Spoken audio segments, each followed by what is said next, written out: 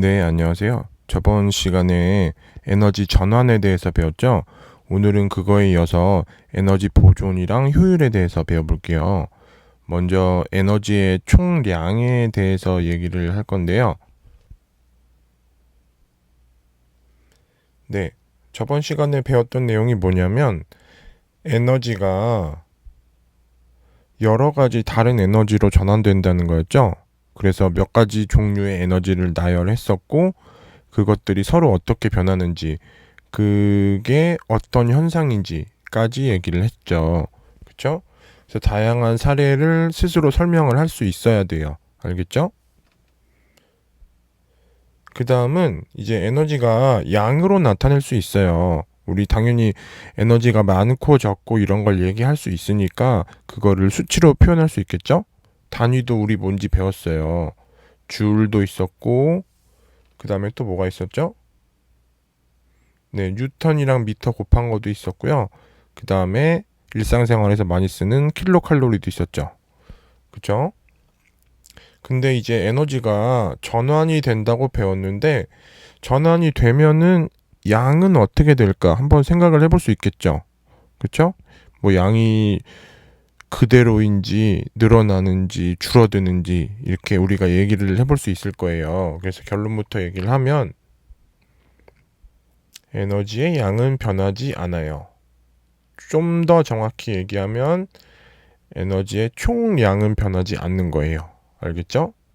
예를 들어 볼게요. 예를 들면은 휴대전화가 진동할 때 이런 상황을 한번 생각해 볼게요.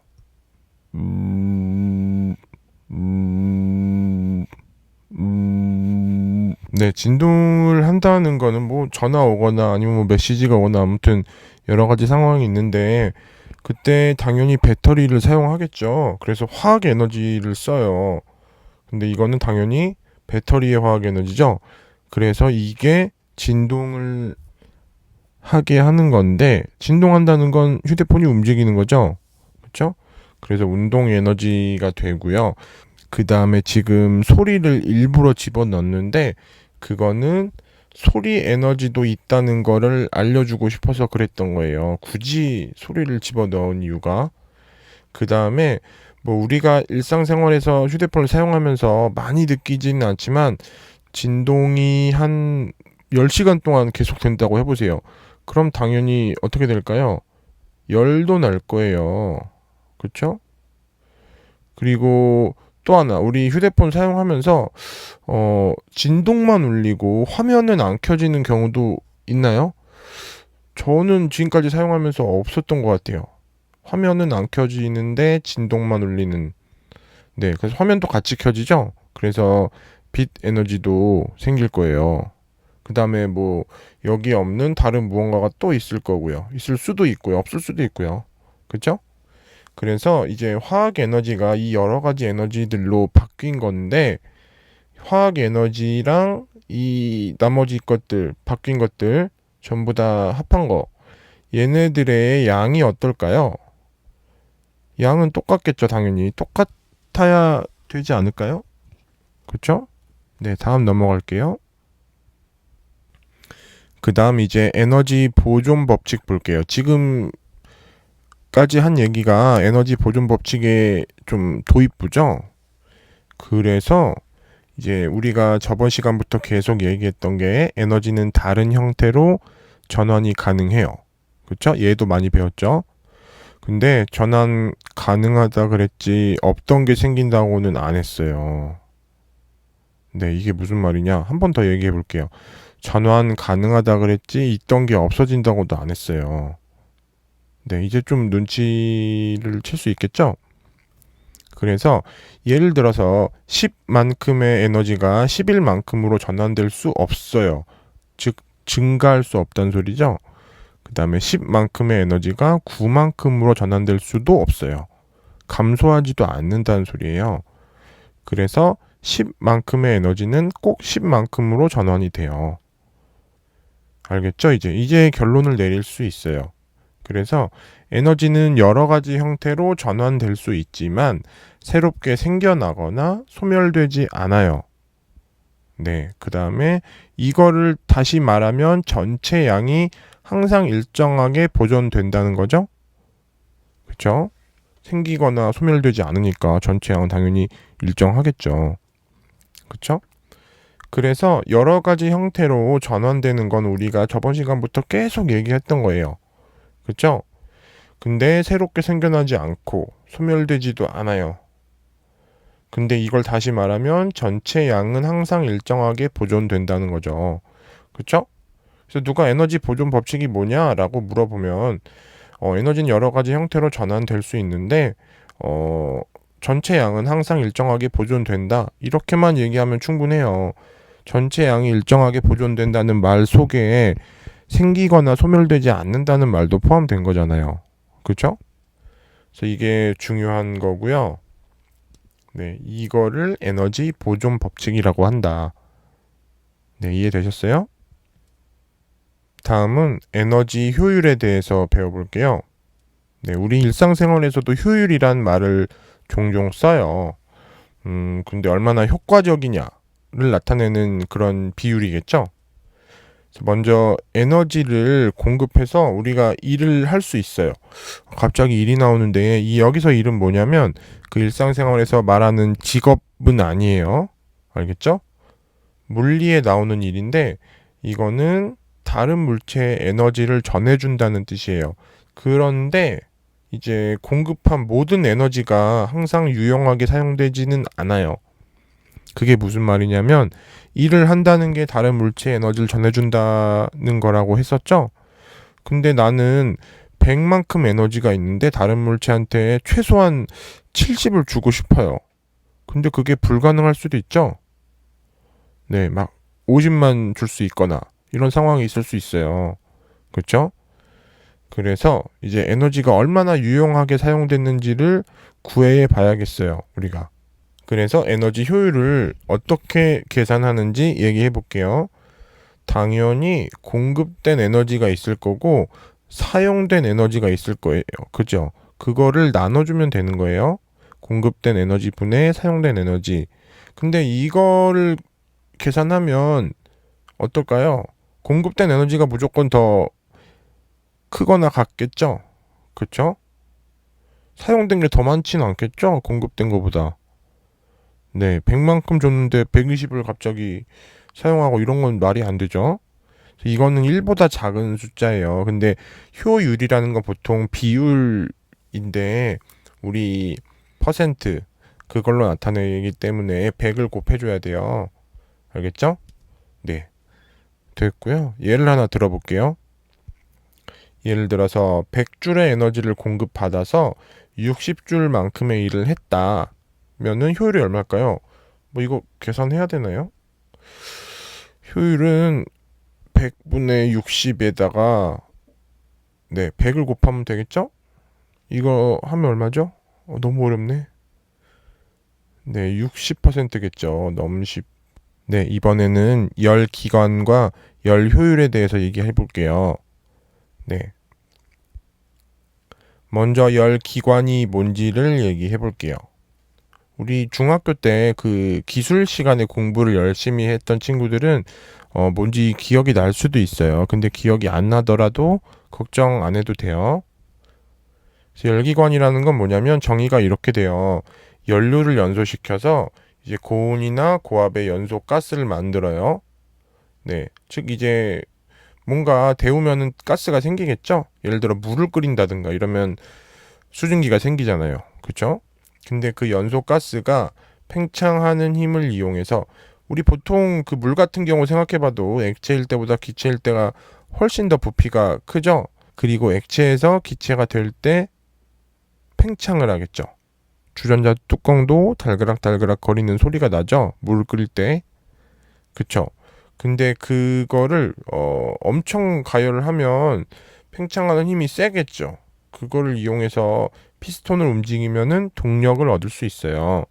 결국 우리가 원하는 거는 동력이거든요. 알겠죠? 뭐 자동차라든가 뭐 비행기라든가 이런 거 있겠죠? 그거 말고도 뭐 여러 가지 동력을 이용하는 장치들이 있을 거예요.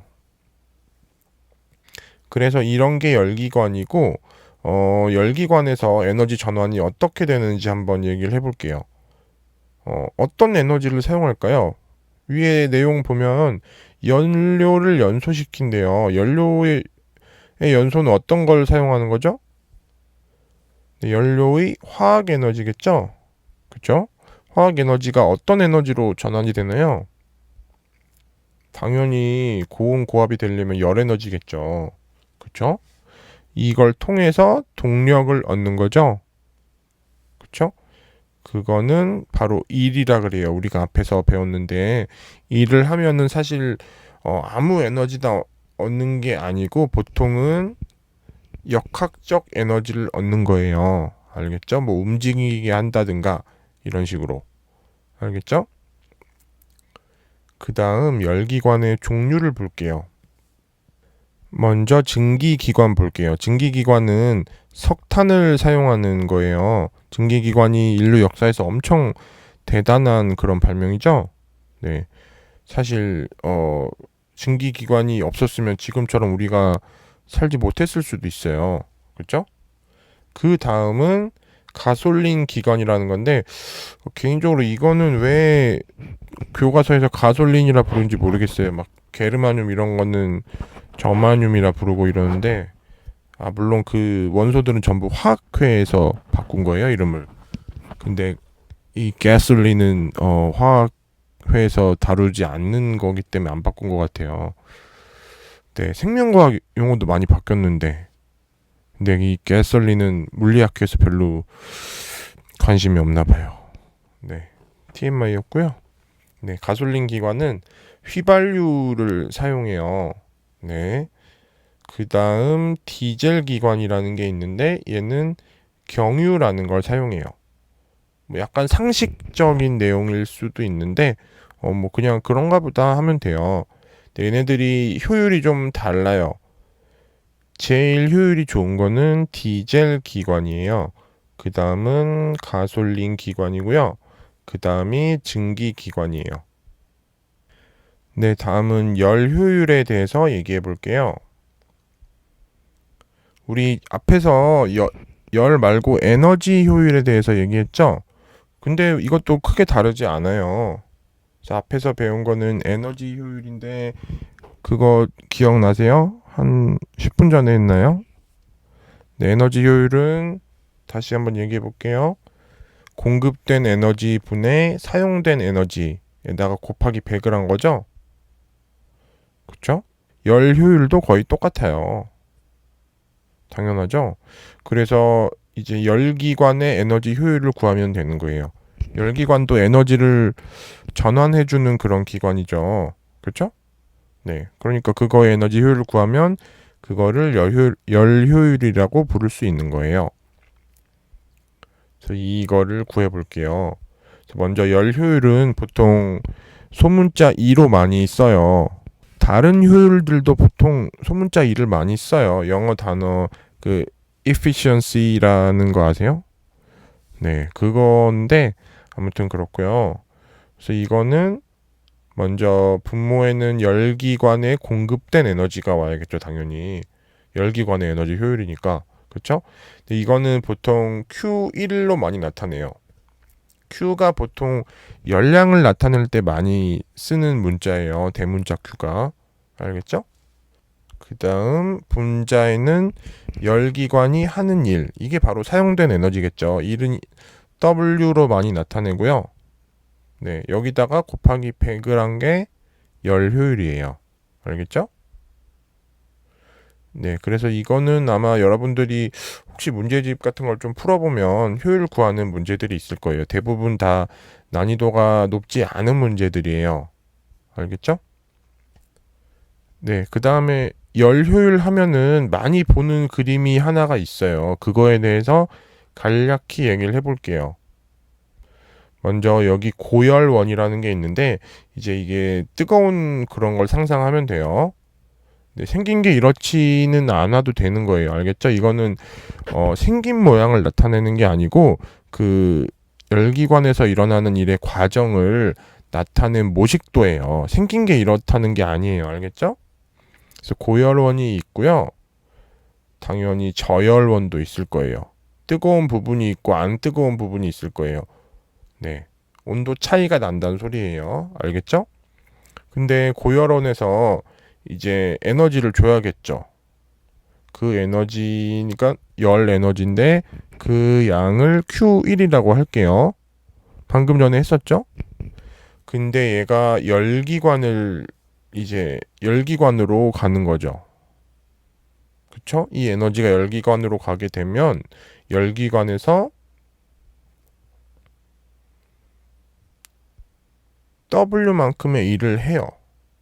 근데 뭐 Q1만큼 다 일을 하면 좋을 텐데 그러질 못해요. 그래서 남는 에너지가 있겠죠? 사실 남는다고 표현하면 다시 쓸 수 있을 것 같으니까 좀 오해 소지가 있을 수 있는데 물론 다시 쓸 수 있기도 하긴 한데 다시 쓸 수 있다기보다는 일을 못하고 남는 거라고 생각을 하세요. 알겠죠? 그래서 그거는 Q2로 나타내요. 알겠죠? 그래서 이 Q2는 뭐라고 부르냐면 저열원 또는 이제 주변으로 빠져나가는 에너지를 말해요. 생각해보면 아까 그 물 데우는 거 얘기했었죠? 물을 데우면 계속 데우다 보면 수증기가 되고요. 근데 사실 그 열로 데우는 건데 열이 물에만 가면 좋을 텐데 물 끓이면은 네 물에만 열이 가나요? 주변도 뜨거워지죠? 그러니까 버려지는 게 있는 거예요. 알겠죠? 그래서 열 효율을 얘기해 보면 아까 말했듯이 방금 말했죠? 열기관에 공급된 에너지 분의 열기관이 하는 일이에요. 여기다 곱하기 100을 해야죠? 효율이니까.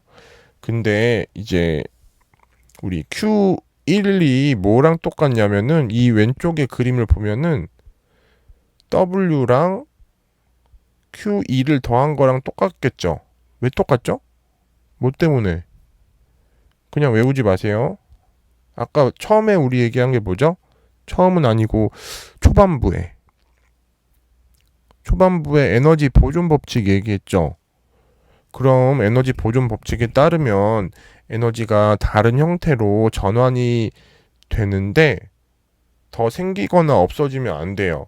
Q1만큼 에너지를 공급해줬을 때 W만큼 일을 하고 남은 게 Q2인데 그거 말고 다른 게 더 있거나 아니면 그 둘이 합한 게 Q1만큼 안 되거나 하면 안 되는 거죠. 다시 한번 말하면 Q1이 Q2랑 W를 더한 거랑 똑같아야 돼요. 에너지 보존 법칙 때문에 더 생기거나 없어지면 안 되는 거예요. 알겠죠? 근데 이 식을 조금 바꿔 써보면은 W에 대해서 정리를 해볼게요. 그럼 이거 산수할 수 있죠? 네. Q1에서 Q2를 뺀 거예요. 알겠죠? 어렵지 않죠? 똑같은 식이죠, 두 개. 그래서 이거랑 요거는 같은 식이고요. 네, 어렵지 않죠? 그래서 우리 이제 열 효율을 다시 한번 써보면 열 효율을 보통 2로 쓴다 그랬죠? 네, 2는 Q1분의 W라고 쓸 수 있어요. 뭐 이상하지 않나요? 100을 안 곱했죠? 근데 보통 100을 안 곱하기도 해요. 100을 곱하는 거는 퍼센트로 얘기하려고 곱하는 거고 만약에 100을 안 곱하면은 이 값이 0과 1 사이일 거예요. 그쵸? 뭐 0.5, 0.6 이런 식으로 얘기를 할 거예요. 0.5라고 하면은 효율은 50%인 거죠. 그쵸? 네, 두 가지 방식으로 다 사용을 해요. 보통 그냥 이렇게 공식으로 쓸 때는 100을 잘 안 곱해요.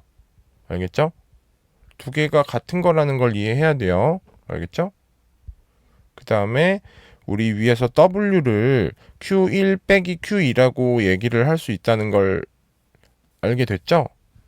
그래서 정리를 하면은 Q1분의 Q1 빼기 Q2가 되겠죠.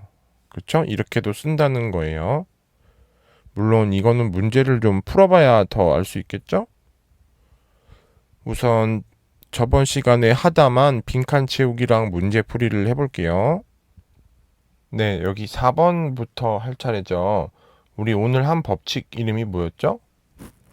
에너지 보존 법칙이죠? 네, 너무 쉽죠? 그거의 내용도 얘기할 수 있나요? 그냥 외우는 게 아니고 이해를 해야겠죠. 에너지는 다른 형태로 전환이 되는데 그게 총량이 항상 어떻게 된다 그랬죠? 일정하게 보존되는 거라 그랬어요. 그 말 속에 새로 생겨나거나 소멸되지 않는다는 뜻도 포함되어 있는 거죠? 굳이 그거는 안 말해도 돼요. 알겠죠? 그 다음에 이제 자동차를 한번 살펴볼게요. 자동차에서 에너지가 어떻게 전환이 되고 보존이 되는지. 알겠죠? 자동차는 우리 보통 타는 기름을 넣고 가는 자동차를 얘기할게요. 그래서 공급된 연료의 무슨 에너지죠? 화학 에너지겠죠? 근데 이게 뭘로 변할까요? 엔진은 막 움직이겠죠? 그러니까 운동 에너지가 되겠고요. 그 다음에 엔진이랑 그 다음에 기타 등등 부품들이 있을 건데 얘네들이 자동차가 갈 때 열이 나요. 그래서 열 에너지도 생기고 그 다음에 자동차 갈 때 조용히 가나요? 아무 소리 안 나요? 소리도 나죠? 소리 에너지가 있을 거예요. 그 다음에 뭐 기타 등등 뭐 자질구레한 것들이 있을 거예요. 네, 그래서 지금 이 양이 똑같아야 되는 거죠. 좌변이랑 우변의 양이. 그쵸? 안 그러면 안 되는 거죠. 그 다음 2번 볼게요. 휴대전화의 에너지 전환과 보존. 휴대전화는 어떻죠? 여기는 이제 공급된 전기 에너지라고 하면 되는데 사실 이 앞에 뭐가 있죠? 배터리가 있죠, 배터리. 배터리에 화학 에너지가 있어요. 그렇죠? 여기서 전기 에너지가 나오는 거죠. 그렇죠? 그래서 이게 휴대전화 우리 작동을 하면은 뭐 소리도 나올 수 있어요. 그렇죠? 영상 보거나 뭐 음악 듣거나 하면은 그럼 스피커의 파동 에너지고요. 소리 에너지라고 해도 돼요. 소리도 파동이거든요. 이것도 가능. 그 다음에 화면의 빛 에너지도 나올 거고요. 그 다음에 진동을 할 때는 역학적 에너지죠. 그 다음에 이제 열도 날 거예요. 그래서 열 에너지도 있고요. 한 번 더 말하지만 이 좌변의 양과 우변의 양이 똑같아야겠죠? 그쵸? 그 다음에 3번 볼게요. 모든 에너지는 여러 단계의 어떤 과정을 거치죠? 전환 과정을 거치죠. 그쵸? 그 다음에 전환 과정을 거치면서 다시 사용하기 어려운 형태의 에너지로 전환이 돼요. 이게 무슨 소리냐? 이제 우리 효율에 대해 얘기하는 건데 효율이 100%가 아니면은 한번 쓰고 바뀐 것들 있죠. 주로 이제 열을 말하는 건데 걔네들은 다시 사용하기에 어려운 형태의 에너지예요. 그거는 다음 시간에 이어서 할 거예요. 알겠죠? 그래서 에너지를 절약해야겠죠?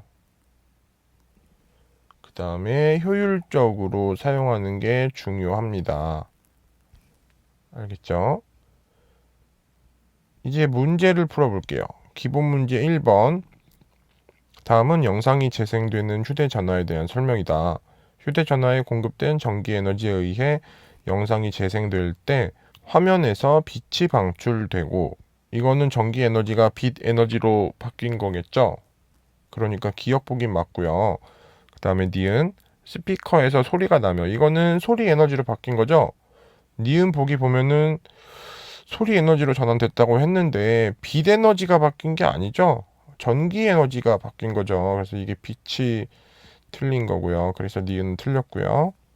디귿 휴대전화에서 발생한 열 에너지는 휴대전화에 공급된 전기 에너지보다 작다. 어때요? 전기 에너지가 지금 뭐뭐로 바뀌었죠? 빛 에너지, 소리 에너지, 그 다음에 열 에너지로 바뀐 거죠? 그것들 합한 게 전기 에너지랑 같아야만 하죠. 그러니까 당연히 열 에너지 양은 전기 에너지보다 작아요. 그쵸? 저 디귿은 맞죠? 답은 3번이고요. 다음 2번 볼게요. 여러분들 그 전에 전 시험범이었죠? 이 반도체. 그래서 이게 나왔는데 어렵지 않아요. 그냥 에너지 전환 과정만 보는 거니까 편하게 보세요. 그래서 태양 전지에 태양 광선을 비췄더니 회로의 전류가 한쪽 방향으로 흘렀대요. 근데 한쪽 방향인지 뭔진 중요한 게 아니고요. 에너지 전환 과정을 여기서 물어본 거예요. 지금 태양 전지는 어떤 에너지를 어떤 에너지로 바꿔주죠? 전기 에너지를 만들어내는 거겠죠, 우선. 근데 태양에서 빛이 오는데 그거에 열을 사용할까요? 빛을 사용할까요? 우선 열을 이용한 발전은 뭔가 돌리는 게 있어야 돼요. 돌리려면은 그 수증기를 이용해서 보통 돌리고요. 태양 열 발전은 아니고요. 빛 에너지를 이용한 거예요. 즉 태양광 발전이에요. 알겠죠? 그래서 2번이고요. 참고로 여기서 일어나는 현상을 광전 효과라고 해요. 광전 효과.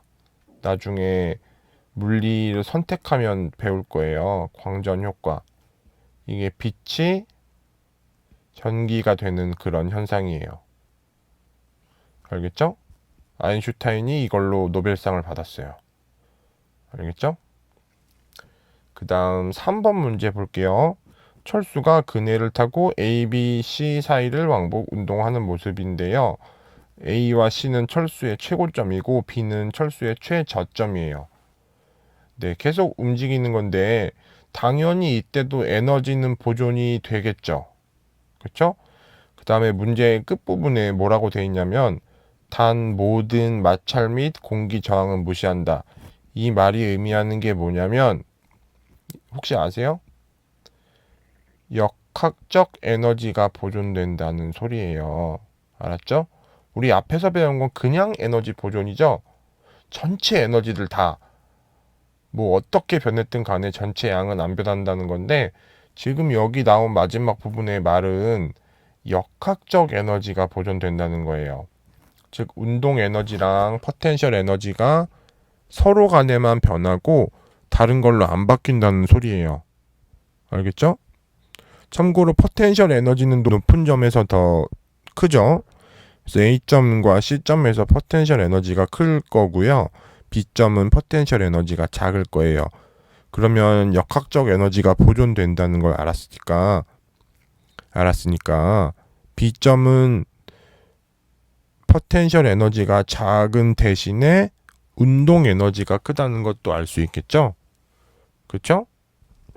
3번 문제를 해결해 볼게요. 기억부터 A에서 B까지 운동하는 동안 점점점 포텐셜 에너지가 감소하겠죠?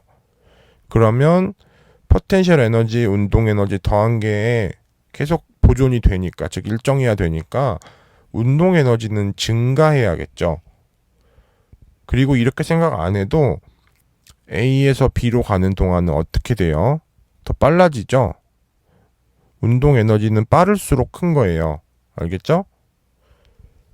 그래서 기억은 틀렸고요. 니은 A와 C를 왕복하는 동안 철수의 역학적 에너지는 일정하다. 네. 마지막 괄호 안에 있는 그 조건 때문에 그런 거예요. 그 다음 디귿 B에서 C까지 운동하는 동안 철수의 중력에 의한 위치 에너지 증가량은 이게 위치 에너지 말고 포텐셜로 바꾸세요.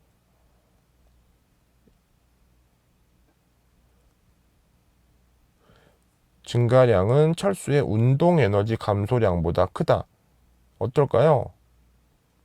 같아야만 하죠. 왜냐하면 역학적 에너지가 보존이 되니까. 그쵸? 그래서 니은만 맞죠?